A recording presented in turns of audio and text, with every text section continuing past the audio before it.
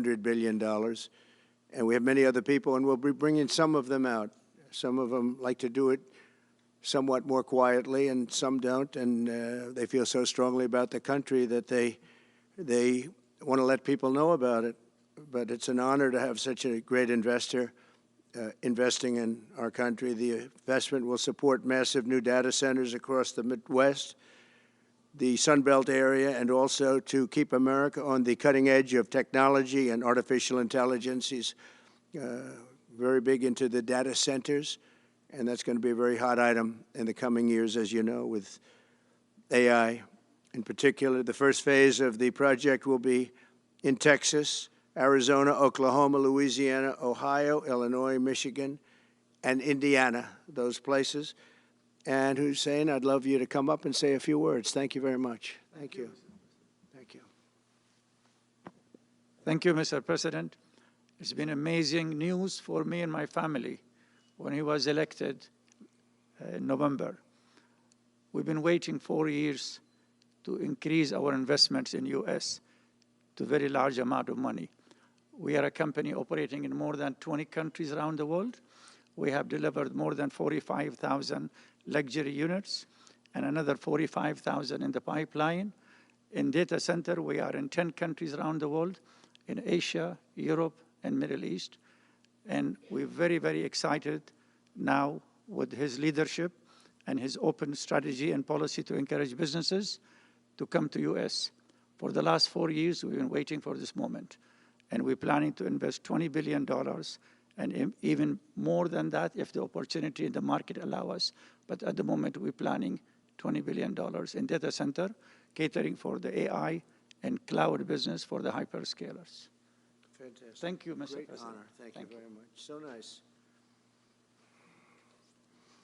And that man knows what he's doing. He knows. So, Hussein, we're going to work with you and make sure everything goes smoothly. We have powers that haven't really been used in terms of environmental. If you invest over $1 billion in the United States, we're going to give expedited reviews to everybody because everyone's afraid they're going to come in and get caught in the quagmire, which is very prevalent in the United States, unfortunately, the quagmire of environmental and various other regulations and rules. And I made it a point of telling people if you invest $1 billion or more, and we'll do this for people with far less too, but we guarantee it. We're going to move them quickly through the environmental process. Sometimes people are held up 12, 13, 14, 15 years. I saw it with plants in Louisiana where I got it approved in literally a week. They were through the review in 1 week after spending 14 and a half years trying to get it, and they were going nowhere. It was a terrible thing. So I've been a victim of that myself over the years, and I think I know all the games and all the tricks that are played, and much of it is just done to stop progress. So we're going to be helping you and everybody else that comes to the United States and wants to invest their money, that you don't get tied up for the rest of your life and you can't do anything. This commitment further underscores that many of the greatest business leaders on earth are seeing a very bright economic future for America since the election. As you know, a lot of positive things have happened. We are inheriting a difficult situation from the outgoing administration, and they're trying everything they can to make it more difficult. Inflation is continuing to rage, and interest rates are far too high. And I've been disappointed to see the Biden administration's attempt to block the reforms of the American people and that they voted for. We had a landslide election. We won every swing state. We won the popular vote by millions and millions of people. Nobody even knows how many people, millions. And they're still counting in some areas. You know, they're still counting the vote in some areas. Can you believe this? What a place. What a horrible place. One of the things we're going to do is we've got to fix the election so that we get honest counts and they get done by 10 o'clock in the evening or something thereabouts. They have places where they're still counting votes.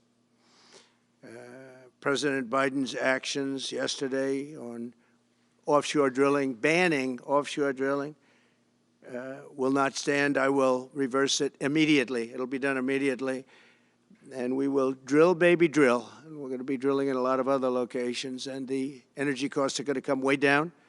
They'll be brought down to a very low level. And that's going to bring everything else down. That's what caused it to go up, along with the ridiculous spending on the Green New scam. All this money, trillions of dollars. It's like throwing it right out the window, what they're doing. And they're trying to spend so much now. They're just taking money and giving it to anybody that wants it for any project at all, if it's certified under the Green New scam. And they don't work, and it's too expensive. And, you know, they told me that we're going to do everything possible to make this transition to the new administration very smooth. It's not smooth because they're doing that. They're playing with the courts, as you know. They've been playing with the courts for 4 years, probably got me more votes because I got the highest number of votes ever gotten by a Republican, by far, actually, by a lot. And, you know, we had a great election, so I guess it didn't work. But even to this day, they're playing with the courts. They have their friendly judges that like to try and make everybody happy on the Democrat side. It's called lawfare. It's called weaponization of justice, and it's happened at a level nobody's ever seen before. So many. I defeated deranged Jack Smith. He's a deranged individual. I guess he's on his way back to The Hague. And we won those cases. Those were the biggest ones.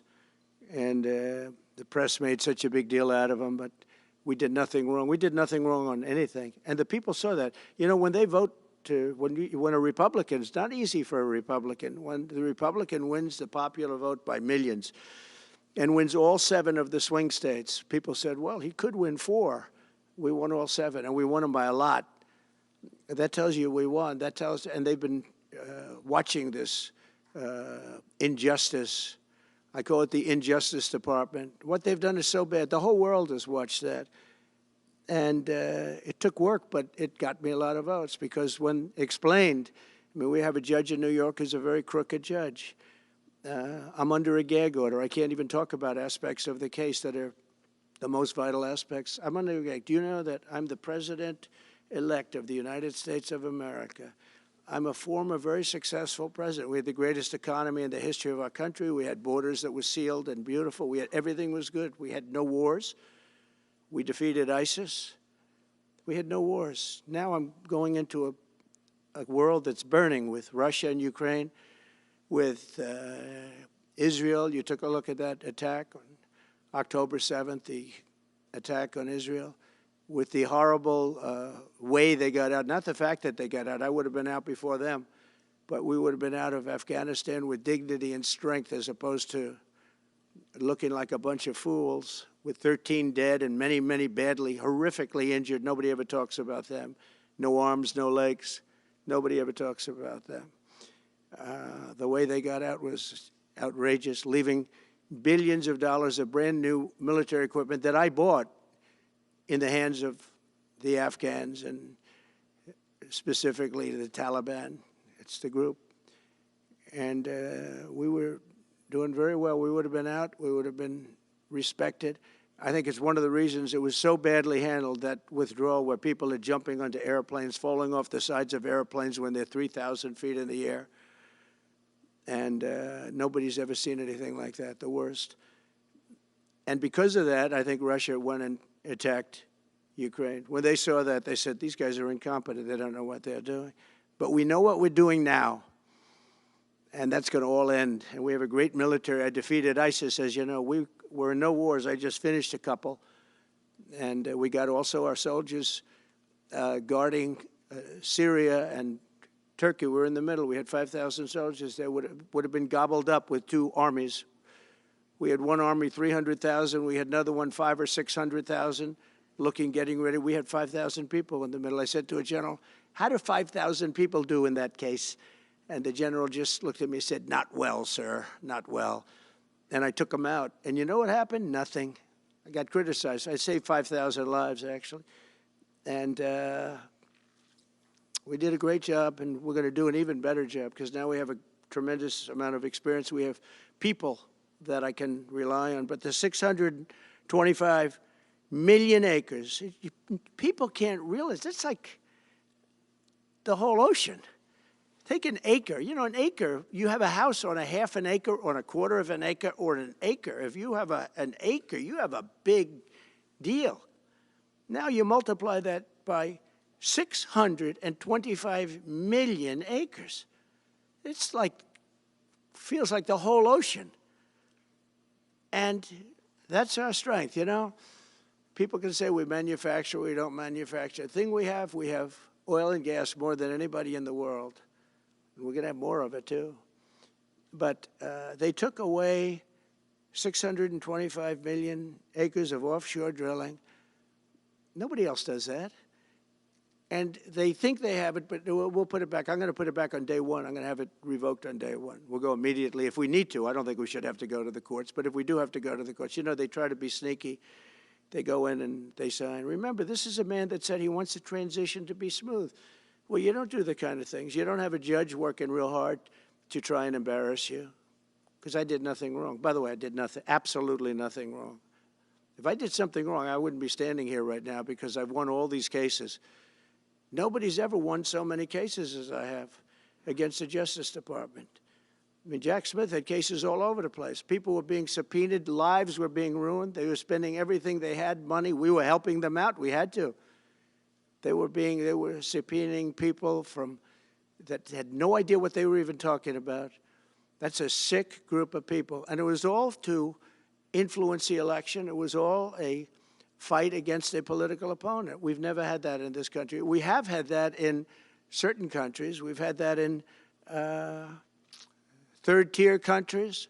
We've had that in banana republics, but we've never had that in a place like the United States. I don't even know if it's been on a small level. I'm sure it has been on a small level, but this was the largest level ever. They brought this moron out of The Hague. He's a mean guy. He's a mean, nasty guy. His picture was perfect because you look at his picture, you say, that's a bad guy with his robe, his purple robe. And he executes people. He shouldn't be allowed to execute people because he'll execute everybody. He's a nut job. But we won all of those cases with him. And, I mean, I don't know the judge in Florida, but we had a brilliant judge in Florida that saw right through it. And we won the case. She was a brilliant judge with great courage. You know, the left, as we call them, the radical left, they have a way, they play the ref, and they play it very hard. They play the ref. They go and say horrible things about judges and prosecutors. And some judges and prosecutors say, look, the only way I'm going to get these people off my back is to give victory to them. They're playing the ref. I think it's illegal what they do. It's almost like talking. It's worse than talking to a judge. But the judge in Florida, Judge Cannon, was brilliant and tough, and she didn't stand for it. And I don't know her. And never met her until the case, and I don't believe I said even one word to her. But she was very, very strong and very, very brilliant. And her opinion was so brilliant that they dropped their appeal. They couldn't beat the appeal. So that's what we're up against. So they say we're going to have a smooth transition. All they do is talk. It's all talk. Everything they do is talk. We're going to have a smooth transition. And then they take 625 million acres and they essentially landmark it so you can't ever drill there again. Well, we're going to be drilling soon. We're going to be opening up Anwar. We're going to be doing all sorts of things that nobody ever thought was even possible.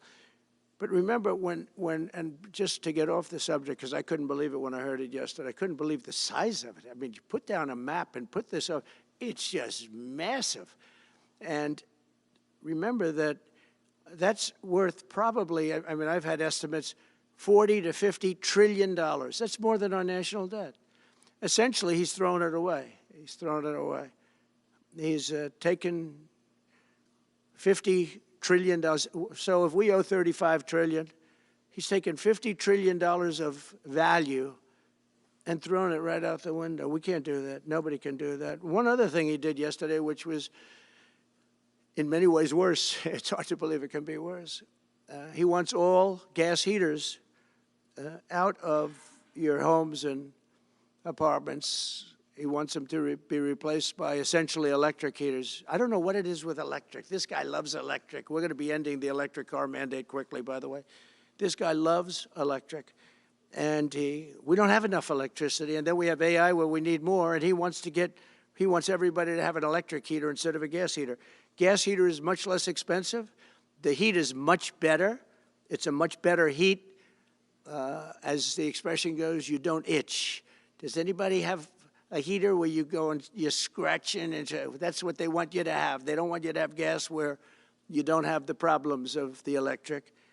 And the source is plentiful. They're much cheaper to operate. They're much better. They work much better. They look much better. 60% of homes and apartments have gas heaters. He wants them all removed quickly. These people are crazy. There's something wrong with them. There's something wrong with them. They also want to go back, and they have already started that, to when you buy a faucet, no water comes out because they want to preserve. Even in areas that have so much water, you don't know what to do. It's called rain. It comes down from heaven. And they want to do, no water comes out of the shower. It goes drip, drip, drip. So what happens, you're in the shower 10 times as long, you know. No water comes out of the faucet. You want to wash your hands. They want to go back to even stronger than what they have right now. As you know, I ended that policy. You can have all the water you want. Makes no difference. It comes weird, especially in certain areas. We have so much water, we don't know what to do with it. But these are all things. They want very, very little water to go into your dishwasher, almost none. And you know what people do? They just keep pressing, pressing, pressing, keep it going. They end up using more water. Likewise, washing machines. They want in your washing machine to have very little water coming out of the washing machine. So when you wash your clothing, you have to wash it 4 times instead of once. You end up using more water. We're a party of common sense, and things that I'm telling you now is really all about common sense. On January 20th, we'll turn the economy around very quickly, because right now when I think of our economy, I think about inflation. That's what we have. We have inflation, I believe, at a level that we never had before. There's never been anything like it. And over the next 4 years, the United States is going to take off like a rocket ship. But really, it's already doing it. If you take a look, just last month, SoftBank announced the $200 billion. I think it'll be 200. He said between 100, and I said, how about making it 200? And he sort of said yes, but let's say it's 100, but it might be 200, right, Brian? Dollars, United States, creating more than 100,000 jobs. Hussein just announced a tremendous investment that he's going to make, and that's money that's in the bank. He's going to come and do it, and he'll do a great job, and he'll build the best centers in the country, I guarantee, because I know the way he builds. Since my election, the stock market has set records. The S&P 500 index has broken above 6,000 points for the first time ever, never even close. In a single month, small business optimism soared 41 points. It's not a 41. It went up 41 points, and that's the largest in the 39-year history of the group that does it. According to Gallup, the American people's confidence in the economy has just surged to the highest level in history. That's why I have a news conference like that. I take the greatest business leaders in the world. I say, hey, do you want to say you're going to invest the money? They're not looking for news conferences. They're saying, what am I doing here? They go in and they invest money, but it's good to know where the smartest business people in the world are investing, and they're investing in the United States. So we've done this all in 2 months of not being there. You know, we haven't been there. And it's pretty amazing, and we think we're going to do some really great things, really great things. We're being respected again all over the world. The Panama Canal is a disgrace, what took place at the Panama Canal. Jimmy Carter gave it to them for $1, and they were supposed to treat us well. I thought it was a terrible thing to do. You know, it's the most expensive structure ever built in the history of our country, relatively. It would be the equivalent of substantially over $1 trillion today. We lost 38,000 people. Think of it, 38,000 people, they died from malaria, mosquitoes. They were unable to stop the mosquitoes. They paid people 5 times more to take the job. Many of those people died. We gave it away for $1. But the deal was that, you know, they have to treat us fairly. They don't treat us fairly. They charge more for our ships than they charge for ships of other countries. They charge more for our Navy than they charge for navies of other countries. They laugh at us because they think we're stupid, but we're not stupid anymore. So the Panama Canal is under discussion with them right now. They violated every aspect of the agreement, and they've morally violated it also. And they want our help because it's leaking and not in good repair. And they want us to give $3 billion to help fix it. I said, well, why don't you get the money from China? Because China's basically taken it over. China's at both ends of the Panama Canal. China's running the Panama Canal. And they come to see this Biden, this guy who should never have been allowed even to run for president. Of course, she shouldn't have either, because that never happened. It had to be two people, not one. But they want $3 billion to fix the Panama Canal that's run by China and makes a lot of money, China. One of the most profitable structures ever built, because you have ships lined up back to Florida, frankly, and they just keep going through, and the numbers are staggering, $500,000 to $1 million a ship. And they took it away from us, meaning we gave it to them for $1. But not going to happen. What they've done to us, they've charged us, they've overcharged our ships, overcharged our Navy. And then when they need repair money, they come to the United States to put it up. We get nothing. Those days are over. Working with the Republican majorities in Congress, we'll cut taxes, slash regulations, raise wages, and boost incomes at a pace the world has not seen before, and certainly not from our country. We had a big chunk of it for the first 3 years prior to COVID coming in my administration. We had the greatest economy in history. We cut the most regulations in the history of our country, and I did that all in 4 years, by 4 times more than any other president cut. We did that in 4 years, and we were just getting started.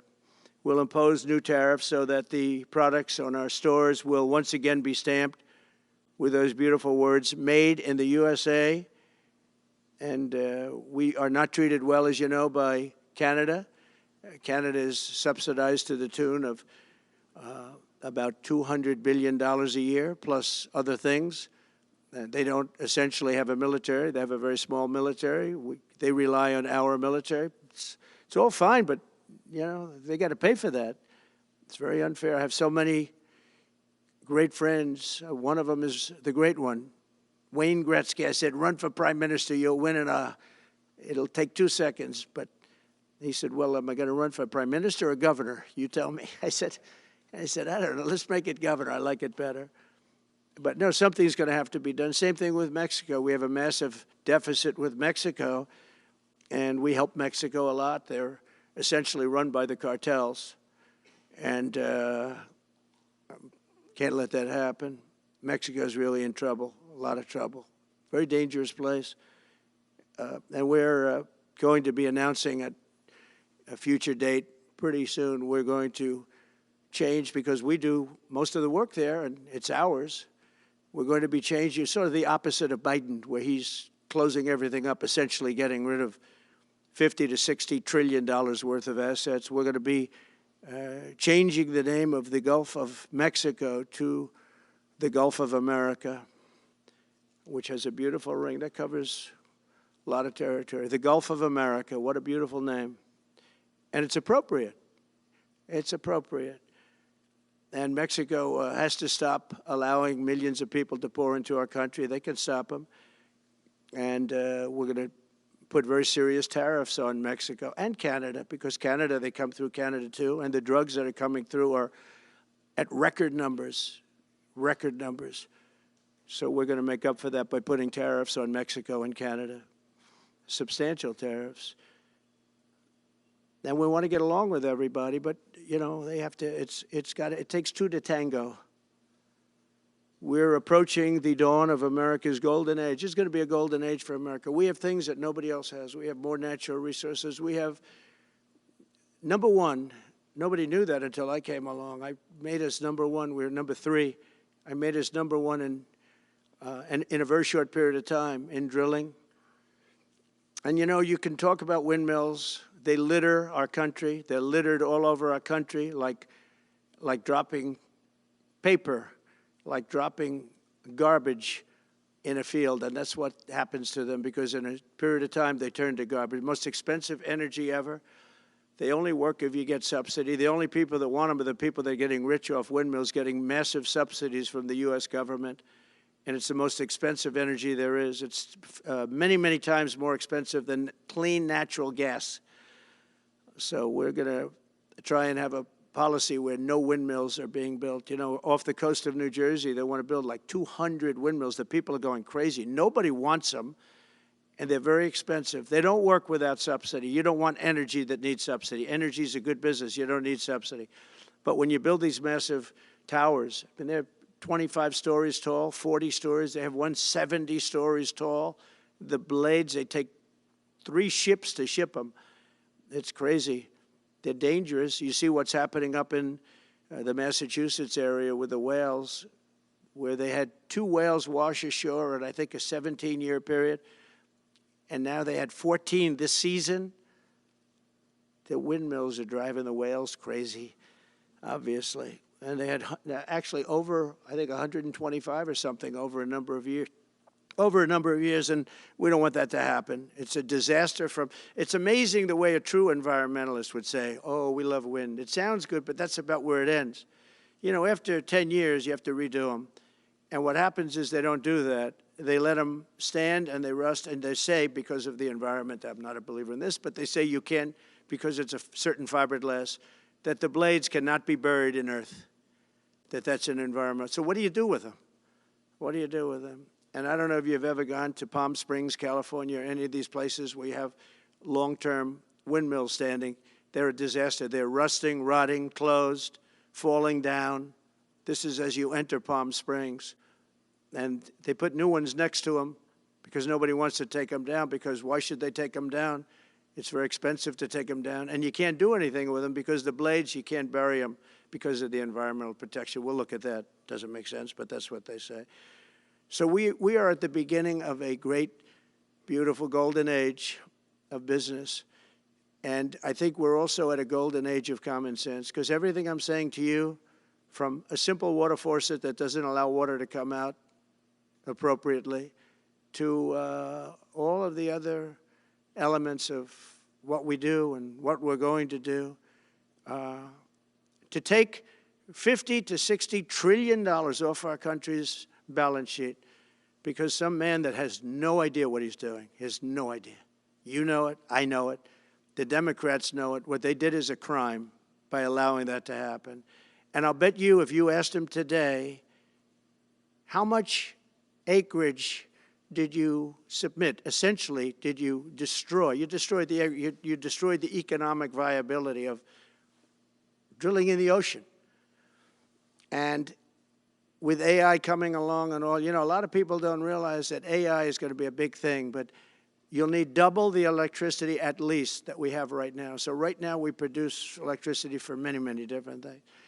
AI is a very big deal in terms of the future. China is already building electric facilities, big, bold electric facilities. And you know how they're being fired up? With coal. They're being fired up with coal. And we're going to build bigger and better ones. People like Hussein that are doing the same thing as he is. I'll bet they don't do it as well because I know how he does it, but they're doing a lot of things. The problem is they can't get their permits because I say build the plant with the building. So with the structure, build the plant, because if you go into grid, the grids are old. So they said, that's a great idea. In other words, build your electric facility alongside of your plant. And you could have extra output if you want, because once you build it, you can make it larger pretty inexpensively. You could have extra output, which you'll sell to the public, but build it with the plant, and people are loving that idea. So we're going to have a lot of fun making America great again, and it's going to happen, I think, very, very quickly. It's already happened. So I would say this, and this has been pretty openly reported by the news. There's never been anything like what's happened in the last, since we won the election, couple of months since we won the election, the whole perception of the whole world is different. People from other countries have called me. They said, thank you, thank you. The perception of the whole world is different. We're going to have to settle some big problems that are going on right now. We're going to have to settle up with Russia, Ukraine. That's a disaster. I look at numbers every week, the number of people being killed in that war. People don't know, mostly soldiers now. But the towns have been obliterated. This was a Biden fiasco that that should have never happened. If we had a real president, if we had a president that knew what he was doing, Russia would have never, ever gone in. But they did go in, and we have a mess. The cities are all blown up. The people have largely left. And the soldiers are killing each other at levels that haven't been seen since the Second World War. So we'll have to get that one straightened out, too. That's a tough one. Much tougher than it would have been before it started, I can tell you that. A deal could have been made just by an average deal maker. Deal could have been made on that. So thank you all for coming. We'll take a couple of questions. Yeah. Go ahead, please. President, thank you. I wanted to touch on the world on fire that you mentioned, but let's start, if we could, with your references to Greenland and the Panama Canal, so forth. Can you assure the world that as you try to get control of these areas, you are not going to use military or economic coercion? No. And can you tell us a little bit about what your plan is? Are you going to negotiate a new treaty? Are you going to ask the Canadians to hold a vote? What is the strategy? Yeah, I can't assure you, you're talking about Panama and Greenland. No, I can't assure you on either of those two. But I can say this, we need them for economic security. The Panama Canal was built for our military. I'm not going to commit to that now. It might be that you'll have to do something. Look, the Panama Canal is vital to our country. It's being operated by China. China. And we gave the Panama Canal to Panama. We didn't give it to China. And they've abused it. They've abused that gift. It should have never been made, by the way. Giving the Panama Canal is why Jimmy Carter lost the election, in my opinion, more so maybe than the hostages. The hostages were a big deal. But if you remember, and nobody wants to talk about the Panama Canal now because, you know, it's inappropriate, I guess, but because it's a bad part of the Carter legacy. But he was a good man. Look, he was a good man. I knew him a little bit, and he was a very fine person, but that was a big mistake. Giving the Panama Canal to Panama was a very big mistake. We lost 38,000 people. It cost us the equivalent of $1 trillion, maybe more than that. Probably the most expensive, they say it was the most expensive structure, if we call it a structure, which I guess you can, ever built.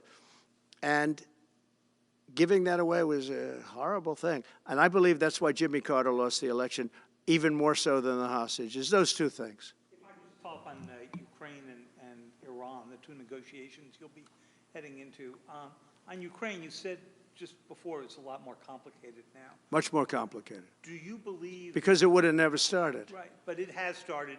You've well, got not only started, the cities are largely knocked down. So they're got like, what you've got. At this point, to hold on to leverage in dealing with President Putin, would you make a commitment to the Ukrainians that you will keep supporting them during the negotiations? well, I wouldn't tell you And if that were the would case. you make a commitment to provide a security guarantee if they do enter into an armistice or a ceasefire along the lines that the French and the Germans? So, you know, a big part of the problem was Russia for many, many years, long before Putin said you could never have NATO involved with Ukraine. Now, they've said that. That's been, like, written in stone.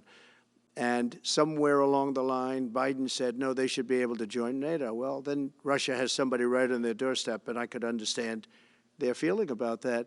But there were a lot of mistakes made in that negotiation. And when I heard the way that Biden was negotiating, I said, you're going to end up in a war. And it turned out to be a very bad war. And it could escalate. That war could escalate to be much worse than it is right now. They can never join NATO. Well, my view is that it was always understood. In fact, I believe that they had a deal, and then Biden broke it. They had a deal, which would have been a satisfactory deal to Ukraine and everybody else, but that Biden said, no, you have to be able to join NATO. And that's always been, and nobody knows more about NATO than I. You know, years ago, when I first started this, I didn't know too much about NATO, but I got it right anyway. I said, they're taking advantage. I'm the one that got, and the Secretary General was here, as you know, 2 weeks ago, saying that if it weren't for me, NATO wouldn't even exist right now, because I raised from countries that weren't paying their bills. At that time, 28 countries, 20 of them were not paying their bills, 21 to be exact. They weren't paying. or they were paying a very small portion. And I raised over $680 billion. That was the number he gave, by saying, if you don't pay, we're not going to protect you. And as soon as I said that, the money came pouring in. But Obama could have said it. Other people could have said it. Bush could have said it. Nobody said it but me. I took a lot of heat. They said, oh, that's a threatening statement. Well, they weren't paying their bills. I said, we're not going to protect you if you're not paying the bills. So in a true sense, I saved NATO, but NATO's taken advantage of us. And one of the problems that I have, and I've said it openly, I said it to President Zelensky, Europe is in for a tiny fraction of the money that we're in. Now, whether you like that situation or not, Europe is much more affected than the United States. We have a thing called the ocean in between us, right? Why are we in for billions and billions of dollars more money than Europe? And, you know, they're a similar size, a little smaller, but they're a similar size economy as the United States when you add them up. And yet Europe is in for a small fraction of the number the United States is in. Now, Biden could have called them up during the term. That's what I did. I said, you have to pay your bills. And they all, one stood up. I won't say who. You'll probably have it because the papers, the media hated to report on it. But a prime minister stood up from a country, you know, our famous meeting of 28 nations with no press, no anybody in the room. He stood up. He says, does that mean if we don't pay our bill, and at that point it was 2%, it should be 5%. It should be 5%, not 2%. But at that point it was 2%, but many people didn't pay. Some people didn't pay anything. But many people were way, including Germany. Germany was at less than 1%. You're going to press for 5%? Well, I think NATO should have 5%, yeah. Well, you can't do it at 2%. I mean, at 2%, every country, if you're going to have a country in a regular military, you're at 4%. I think they should be, you know, they're in dangerous territory. I think it should be, they can all afford it, but they should be at 5%, not 2%. I'm the one that got them to pay 2%. But a gentleman stood up, a prime minister stood up, and he said to me, sir, could I ask you a question? You're saying we have to pay our bills. If we don't pay our bills, will the United States protect us from Russia? I said, if you don't pay, you mean you're delinquent? He said, yes. He said, if you're delinquent, we will not protect you. I took a lot of heat. Although it was somewhat closed door, I took a lot of heat from the media. And you know what happened? The money started pouring in. That's why NATO has money. And the Secretary General said it was the most incredible thing he had ever seen in a negotiation. Now, if I would have said, yes, we will, nobody would have paid. If I would have loved to say, yes, we'll protect you even if you don't pay. But that's not the way life works. Mr. President, two questions related to each other. First, you said on your first day of office you're going to pardon January 6th defendants. Are you planning to pardon those who were charged with violent offenses? Well, we're looking at it, and we have other people in there. And as you see, I guess 24 or 28 people came now from the FBI. That came out very quietly. Nobody reported it, but they had people in some form related to the FBI. They had 4 or 5 people that were strongly related to the FBI. We have to find out about that. We have to find out about Hezbollah. We have to find out about who exactly was in that whole thing, because people that did some bad things were not prosecuted. You know, I see it all the time, and you see it too. People that were doing some bad things weren't prosecuted, and people that didn't even walk into the building are in jail right now. So we'll be looking at the whole thing, but I'll be making major pardons. Yes, please. Sorry, just one more follow-up on the previous question. Please. On Jack Smith's report. Good afternoon, Mr. President. It's good to see you again. 2 questions about Syria and the ongoing war in Gaza. About Syria, the Pentagon disclosed last month the U.S. has some 2,000 troops in Syria. That's almost double the number initially we were told of 900. Will you keep that troop capacity the same upon taking Well, over? I won't tell you that because it's part of a military strategy, but I will say it was Turkey. Turkey's been after that country in different names and different forms and shapes for 2,000 years. Those people that went in are from Turkey. And President Erdogan is a friend of mine. He's a guy I like, respect. I think he respects me also. He's the one that didn't go after certain people after I requested that he not. You know who I'm talking about, the Kurds. I don't know how long that's going to, because they're natural enemies. They hate each other. But he didn't do that yet. And he didn't do it in the past also. He started, and I said, please don't do that, and he didn't do it. So, but if you look at what happened with Syria, Russia was weakened. Iran was weakened, and he's a very smart guy. And he sent his people in there through different forms and different names, and they went in and they took over, and that's the way it is. I'm sorry, I don't mean to interrupt you. Do you have concerns about HTS taking control of By the way, I Syria at this have point? the envoy here. Is that in the back? Standing with my son, Eric, is Steve Witkoff, who's just got back from the Middle East, and he's done a fantastic job. He's a great deal maker. I said, what we need there is a deal maker, because nobody makes a deal. We have people that understand where the rivers are and where the meets and bounds are, but they can't talk. They can't make deals. Steve's done a great job. I just want to thank you, Steve. You've been working endlessly for months, and he's working specifically on the hostages, trying to get them back. Well, that was my second question is Hamas Steve, released come up for a second. Maybe you might want to say a couple of words. Sir, I didn't- Hamas released another hostage I didn't know Steve was going to be here, actually. Neither did I. He's done a fantastic job, and it's a dangerous job, too, and we appreciate it. He didn't know about this kind of danger and the other deal-making he does. Now he sees a lot of big danger. Come on up, Steve. Mr. President, can I ask you a second part of that? Hamas Yeah, released just one another second, hostage please. video. I'm going to give you a little report on the hostages, if I can. Steve? Thank you very much. Thank you, Mr. President. Wow. Well, I think we're making a lot of progress, and I don't want to say too much because I think they're doing a really good job back in Doha. I'm leaving tomorrow back to go to Doha, but I think that we've had some really great progress, and I'm really hopeful that by the inaugural, we'll have some good things to announce on behalf of the President. I actually believe that we're working in tandem in a really good way, but it's the President, his reputation, the things that he has said that are driving this negotiation. And so hopefully it'll all work out and we'll save some lives.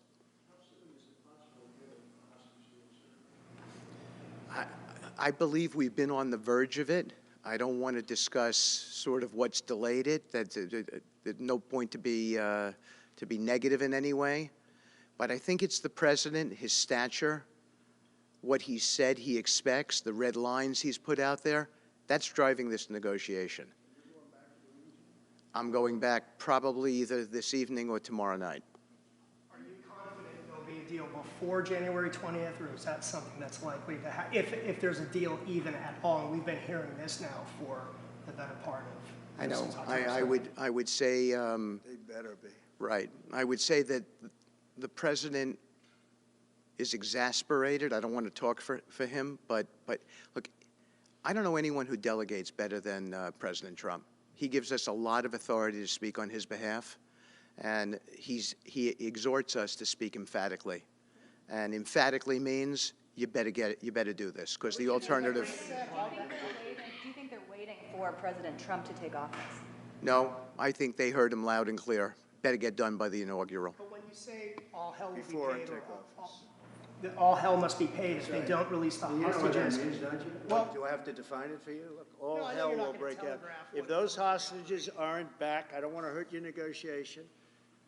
If they're not back by the time I get into office, all hell will break out in the Middle East. Can you elaborate? And it will not be good for Hamas, and it will not be good, frankly, for anyone. All hell will break out. I don't have to say anymore, but that's what it is. And they should have given them back a long time. They should have never taken them. There should have never been the attack of October 7th. People forget that. But there was, and many people are killed. They're no longer hostages. I have people from Israel and others calling, begging me to get, you know, we had also people there from the United States, just so you know. They're holding some so-called hostages from the U.S. But I've had mothers come to me and fathers crying, can I get the body of their son back? Can I get the body of their daughter back? That beautiful girl where they threw her in the car, pulled her by her ponytail and threw her in the car like she was a sack of potatoes. I said, what happened to her? Sir, she's dead. Like a 19, 20-year-old beautiful girl. And the way they treated her. And I just say it this very simply. Steve's got a job to do. He's a great guy, great negotiator, great person. They respect him over there already. It's what we needed over there. We have people that know everything about the Middle East, but they can't speak properly. They don't know. He's a great negotiator. That's what I needed. I could have sent that gentleman right over there, Hussein. He's a great negotiator. There are people, they're rare. Great negotiators are very rare, like a great surgeon. But we have the right person. But I tell this, I don't want to hurt the negotiation. If the deal isn't done before I take office, which is now going to be 2 weeks, all hell will break out in the Middle East. Okay? Thank you, Mr. President. You've done a great job. Thank you. Mr. President, more than 140 police officers were injured by rioters on January 6th. Will you pardon anyone who attacked a police officer? Well, you know, the only one that was killed was a beautiful young lady named Ashley Babbitt. She was killed, and there was actually somebody else that was killed, also a MAGA person, but people don't give it 100% credibility. I'm going to find out about it, and we're going to find out. But Ashley Babbitt was killed. She was shot. She had never been shot. She was shot for no reason whatsoever.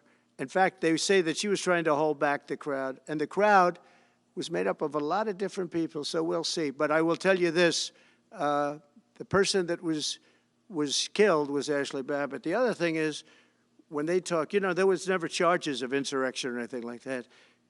But if there were, this would be the only insurrection in history where people went in as insurrectionists with not one gun, okay? And let me tell you, the people that you're talking about have a lot of guns in their home for hunting and for shooting and for entertainment, a lot of good reasons. But there wasn't one gun that they found. And why didn't they find the bomber, the pipe bomber? You know, they know who the pipe bomber is. The FBI knows who it is. The status of the FBI has gone down so far, and the status of the DOJ, or as I call it, the Department of Justice, it's the Department of Injustice, being laughed at all over the world. And hopefully with Pam Bondi and with Kash Patel and with other people that we're putting in, that will all come back. If you do a poll in the FBI, I guarantee I'm at like 90% with the agents of the FBI, but they have hurt that incredible place. Law enforcement, I mean, you think of the FBI, they raided this house. By the way, they could have told me, could I see this? I would have given them, I actually told them, come in anytime you want. You can see anything. They raided the house, and the case was dismissed. And now I'm in litigation. I'm suing them for doing that. And I feel so badly doing it. I'm the President of the United States, and I'm suing the United States. But I'm suing them for other things, too. The FBI has gone so, its reputation has been so horribly hurt. Between Comey, who is the worst, and all of the others, what's happened to the FBI is, and we're going to make it great again. We're going to make the FBI great again. We're going to make the Department of Justice fair and strong, but fair again. Because all they did was attack me because I'm their political opponent. And that includes with local judges like Marchand. You ought to find out. Ask them, why do I have a gag order where I'm not allowed to speak? Think of it. I'm the President of the United States, and I'm not allowed to speak. Why? Because if I did speak, people would understand the scam. It's a scam. And we have very dishonest judges, and New York judges are very bad. We had one that valued this house at $18 million because it was good for their case. He actually valued that chandelier is worth more than $18 million. He valued this house as $18 million. And we have another one who was so nasty, so horrible, such a brute, most vicious, vile person. These are New York judges. But we've won most of the cases, so we're very happy about that. Please. Back on Greenland, your position is clear, but have you directed your staff to take any specific actions to draw plans? And can you elaborate again? You didn't rule out military coercion. Well, we need Greenland for national security purposes. I've been told that for a long time, long before I even ran. I mean, people have been talking about it for a long time. You have approximately 45,000 people there. People really don't even know if Denmark has any legal right to it. But if they do, they should give it up because we need it for national security. That's for the free world. I'm talking about protecting the free world. You look at, you don't even need binoculars. You look outside, you have China ships all over the place. You have Russian ships all over the place. We're not letting that happen. We're not letting it happen. And if Denmark wants to get to a conclusion, but nobody knows if they even have any right, title, or interest. The people are going to probably vote for independence or to come into the United States. But if they did do that, then I would tariff Denmark at a very high level. Have you asked your staff to draw plans for acquisition? I mean, are you actively No, we're pursuing? not at that stage, but we have people. I haven't even entered office yet. Secondly, sir, Elon Musk has drawn some criticism and a lot of attention for some of his actions and provocative statements about foreign affairs, including in Europe. Your reaction to that, is that appropriate for? You mean where he likes people that tended to be conservative? I don't know the people. I can say Elon's doing a good job, very smart guy. I don't know the people you're talking about. He was, I know he said some negative things about a couple of people that are running for office, but that's not so unusual. Yes, please. I wanted to ask you about Ukraine and Putin. How soon do you anticipate going to meet with Putin to discuss the Ukraine situation? Well, I can't tell you that, but I know that Putin would like to meet. I don't think it's appropriate that I meet until after the 20th, which I hate, because, you know, every day people are being, many young people are being killed, soldiers. You know, the land is very flat, and hundreds of thousands of soldiers from each, many hundreds of thousands from each side are dead, and they're laying in fields all over the place. Nobody to even collect. There's landmines all over. It's a disaster. But it's very flat. It's great. It's farmland, and it's very, very flat. And the only thing that stops a bullet is the human body. And the human body is stopping a lot of bullets. Within the I hope first so. 3 to 6 months? I hope to have 6 months. No, I would think, I hope long before 6 months. Look, Russia's losing a lot of young people, and so is Ukraine. And it should have never been started. That's a war that should have never happened. I guarantee you, if I were president, that war would have never happened.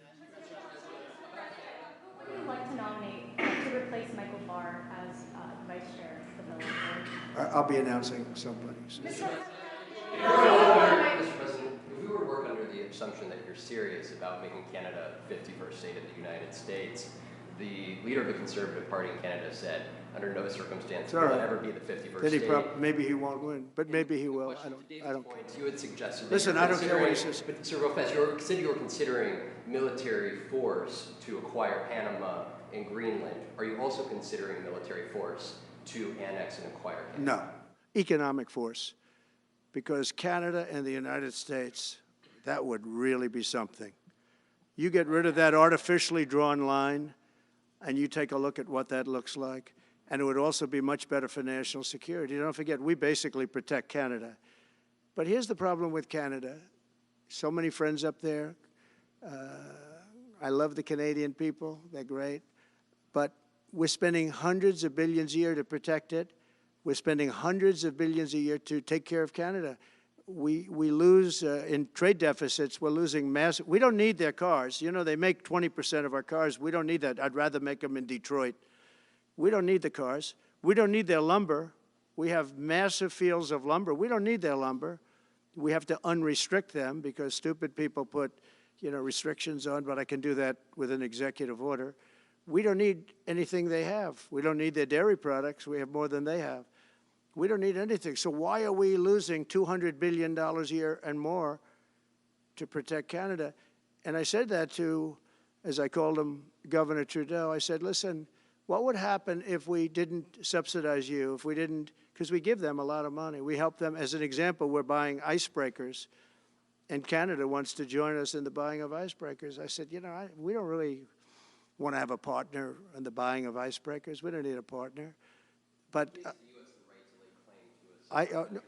no right. Nope, no right. Here's what we have.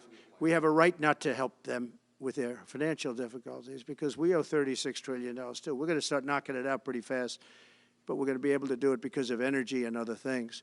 But no right. No right. But why are we supporting a country, $200 billion plus a year? Our military is at their disposal. All of these other things, they should be a state. That's why I told Trudeau when he came down, I said, what would happen if we didn't do it? He said Canada would dissolve. Canada wouldn't be able to function. if we didn't take their 20% of our car market. You know, they send us hundreds of thousands of cars. They make a lot of money with that. They send us a lot of other things that we don't need. We don't need their cars, and we don't need the other products. We don't need their milk. We got a lot of milk. We got a lot of everything. And we don't need any of it. So I said to him, well, why are we doing it? He said, I don't really know. He was unable to answer the question. But I can answer it. We're doing it because of habit. And we're doing it because we like our neighbors, and we've been good neighbors. But we can't do it forever, and it's a tremendous amount of money. And why should we have a $200 billion deficit and add on to that many, many other things that we give them in terms of subsidy? And I said, that's okay to have if you're a state. But if you're another country, we don't want to have it. We're not going to have it with European Union either. European Union, we have a trade deficit of $350 billion. They don't take our cars. They don't take our farm product. They don't take anything. And so we're not going to have it with them either. Brian, go ahead. Yes. Happy New Year, by the way. Thank you. You want to comment? Many Americans are angry that we're sending millions of dollars every month to the Taliban. Do you anticipate? It's not even believable. Billions of dollars, not millions, billions. We pay billions of dollars to essentially the Taliban, Afghanistan.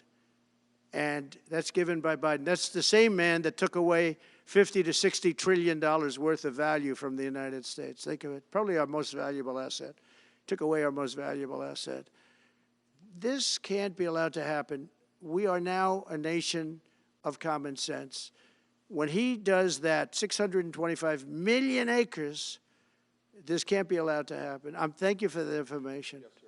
Most other people probably knew about it, but they wouldn't have told me, right? On the campaign trail, you vowed to bring down the prices at grocery stores very fast. Yeah, we won't do it But then fast. you recently told Time Magazine that bringing down prices would be very hard. So what can the American people expect when you get into office? It's always hard to bring down prices when somebody else has screwed something up like they did, but we'll bring them down, we'll get them down.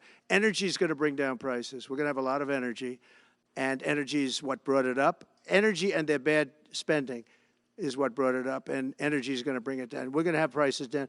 I think you're going to see some pretty drastic price reductions. As an example, food, bacon, ham, apples, everything has gone through the roof. It's one of the reasons I won.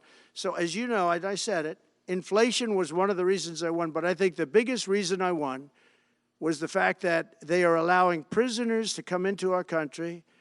They released their prisoners, their murderers. Thousands of murderers are now walking around the streets of our cities and farmland all over, murders, people that have killed. Many, 32% have killed more than one person. They released them from their jails, their prisons, and their mental institutions and insane asylums into our country. I believe that's the reason we got such a large vote. All right, maybe one or two more questions. Yeah, please, go ahead. Go ahead, you go. Sir, can you, President Carter is laying in state today in Washington. You had some harsh words for him about the Panama Canal. Is there any disconnect there? Do you feel a little bit bad about doing that on this day? No, I liked him as a man. I disagreed with his policy. So, hey, he thought giving away the Panama Canal was a good thing. I think it cost him the election. That and the hostages. I actually think that was a bigger factor because that's a deal that just should not have been made. But, again, this was a question that was asked of me. I didn't bring it up. I didn't want to bring up the Panama Canal because of Jimmy Carter's death. But people don't bring it up. But, you know, you and other people have asked me about it. No, it's a deal that I was very strongly against. I was a young guy when this took place. But just why would we spend all of that money, lose 38,000 people to malaria, the mosquito? They were dying. It was horrible what was happening. They paid them 4 times more than they would make in the United States, but they knew they were going to go over there and die. And they died in the jungles of malaria. There was nothing we could do to stop it. 38,000, and then we gave it away for $1. Without getting your agenda through Congress, you appeared to open the door in your radio interview yesterday for a 2-bill approach. Is it still your preference for one big, beautiful bill, as you have said? Well, I like one big, beautiful bill, and I always have, I always will. But if 2 is more certain, it does go a little bit quicker because you can do the immigration stuff early. Now, you have to understand, for immigration and for the wall, we won the case on the wall. You know, they tried to sell the wall for 5 cents on the dollar, by the way. And we had, fortunately, a judge that stopped that. But they were already discarding the wall. And 5 cents on the dollar. And you know what they were doing? They were calling us up and saying, we'll sell it back to you at 200 cents. In other words, double what we paid for it. So they were going to buy it from this guy for 5 cents on the dollar. They were making deals. And fortunately, we had a very smart judge that stopped it cold. I think he called for an investigation, too, and he should. But think of it. They were selling the wall that was exactly the wall that the Border Patrol wanted. That was designed by them. Steel, concrete, rebar, exactly as they want. Very, very heavy steel, very powerful steel, hard to cut. Very, very heavy, 7,000-pound concrete, which is a very strong concrete. Everything was top of the line. Very expensive. Would be double what we paid for it then, 6 years ago. But let me just tell you, they were selling it for 5 cents on the dollar to people, and those people were calling us, asking us to pay them 200 cents because it's a good deal because we can have it immediately. And you know what immediately is? Just leave it in place. No, the papers haven't written that, though. That deal is like all the other things that these people do. These people either hate our country or they're very stupid. And I don't believe they're stupid because nobody can cheat on elections like they cheat and be stupid. They either hate our country or they're stupid. So remember what I said, because nobody wants to report it. They were selling the wall for 5 cents on the dollar and trying to resell it back to us for 200 cents or less, but for 200 cents on the dollar. That's a nice return. Today announced that it will stop putting fact checks on posts on its website. And Meta said today it would stop putting fact checks on its website and instead allow community to fact check. Well, I watched their news conference, and I thought it was a very good news conference. I think they've come a long way. Meta, Facebook. I think they've come a long way. I watched it. The man was very impressive. I watched it. Actually, I watched it on Fox. I'm not allowed to say that. Say it? Do you think he's directly responding to the threats that you have made to him in the past? With these Probably. issues? Yeah, probably. The last time you were here, you were asked a question about the U.S. possibly launching a preemptive strike on Iran. You said you wouldn't answer that question. On who? Obviously, on Iran. The U.S. launching a preemptive strike on Iran's nuclear facilities. And I said, I don't talk about it. It's a military strategy. But it is a legitimate question. Well, it's not really, because only a stupid person would answer it. Look, it's a military strategy, and I'm not answering your questions on military strategy. All right, one more. Brian, go ahead. Brian. Could you give us a preview of what you might be talking to leaders of Congress who are expected to come here in the next couple of days? And you've got a very supportive Congress behind you. Yeah, they're great. So we have a wonderful Republican Congress. We have a leader that I have a lot of confidence in. I think he's going to be, hopefully, a great leader, a great speaker. And we have a leader, by the way, in the Senate I think has been great. John Thune has been doing a fantastic job. But it goes through the House first. And the question is whether or not we do the two bills, the one bill. And, you know, look, I can live either way. I like the idea of the one big bill, but I can live either way. But they'll be coming down. The senators also will be coming down. And then ultimately we'll be meeting in the White House in a few weeks. But right now this is the winter season. You know, they sort of call this the winter White House. It was built, I don't know if you know this, Marjorie Meriwether Post and E.F. Hutton built this. It was the greatest of all the estates in our country. And I saved it, and I got a lot of credit for saving it. Most of these big, great houses have been knocked down in Palm-Bich, just about all of them, actually. And they, you know, you'd build 10 mansions on one site, but we saved it. But this was built as the Southern White House, and she gave it to the government. And, by the way, Jimmy Carter gave it back. He said it's too expensive for the United States. So I didn't realize that. Real quick, I was just told. Actually, Jimmy Carter, Nixon was through Watergate. He came down. Nixon came here once. And he thought it was incredible, but he had a thing called Watergate, if anybody remembers that. And so he had other things on his mind, to put it mildly. And Jimmy Carter felt that it was too extravagant for the country. So fortunately for me, he gave it back to the foundation, and I bought it from the foundation. President, on reconciliation, some Republicans saying in trade for a massive bill that you and they share the interest in, they want to see big spending cuts. Do you agree with that? And what Well, I'm okay with spending cuts. I like spending cuts. Just, I'm on the record for spending cuts. And the debt ceiling, was given to us. It shouldn't have been, but it was put in our lap. And what I want in terms of debt ceiling isn't the ceiling. I just don't want to see a default. That's all I want. I never talked about spending more money necessarily than all I want to see is no default, because nobody knows what would happen if there was a default. It could be 1929 and it could be nothing. But that was put into our lap, and it shouldn't have been, but it was, and so we'll handle it. But debt ceiling is not about raising a lot of money. It's really just about extending it. I just want to see an extension. On immigration, how much can you do by executive order? Are you planning to do on executive order when it comes to immigration? And how much do you want Congress to tackle this issue? And also on day one, well, I had the safest what border orders are in the you history of our planning? country by far. You remember the famous chart that I brought down. I love that chart very much for a lot of reasons. But I have the safest border by far in the history of our country. And when I took it over, it was a mess. Nothing like it is now. This is 10 times worse. I got elected because of the border the first time, and I think I got elected largely because of the border the third time. And the second time I did equally well. Well, not as well as the last time, but I did very well. And I will say, this was too big to rig. You know the expression? Too big to rig. They couldn't do it. They tried, but they couldn't do it. I didn't get very much from Congress at all. I just said that we're being invaded, and I took the money out of the military. Much of the wall, I built over 500 miles of wall. Much of that wall was built through money that I put into the military. We took it out because we couldn't get things from Congress in those days, and we took it out. And that wall was built largely with money coming from the military. So, very simple. I went to the military, I said, our country is being invaded by very similar, nothing like what's invading our country now. They weren't releasing prisons into our country, and they weren't releasing mental institutions in, but some bad dudes were coming in, right? And I said, our country is being invaded. And I took that money largely from the military. I was sued 9 times by the Democrats in Congress, and I won all those suits. And we ended up building 571 miles of wall. Once that wall was built, they start going around it. So we're going to add another 200. That would have been up in 3 weeks. And then we had a very unfortunate election result.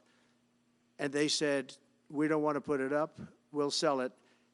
And they started selling it for 5 cents on the dollar. What a second. So we'll do this again. I just want to thank everybody very much. I'm just telling you, this will be the golden age of America. This is the golden age of America. We're going to have a great country again. We're a country right now under siege. We have so many different problems, and nobody respects us overseas, but now they do. The Italian Prime Minister, as you know, came here the other night, just flew in and flew out. She wanted to see me. And great respect is being shown. When I went to the cathedral in France, great respect was shown by the Prime Minister, the President, by everybody. France was, and by the way, I have to say they did a great job in the cathedral. But great respect is being shown to our country again. And we have a great country, but we have to run it properly. It's going to be run properly. We want to get back those hostages for Israel and for us. You know, we do have people that are hostages being held. And I'll just say it again. If this deal's not done with the people representing our nation, by the time I get to office, all hell is going to break out. Thank you very much. Russia war before you take office? Can you clarify what you mean by military force in the Panama Canal?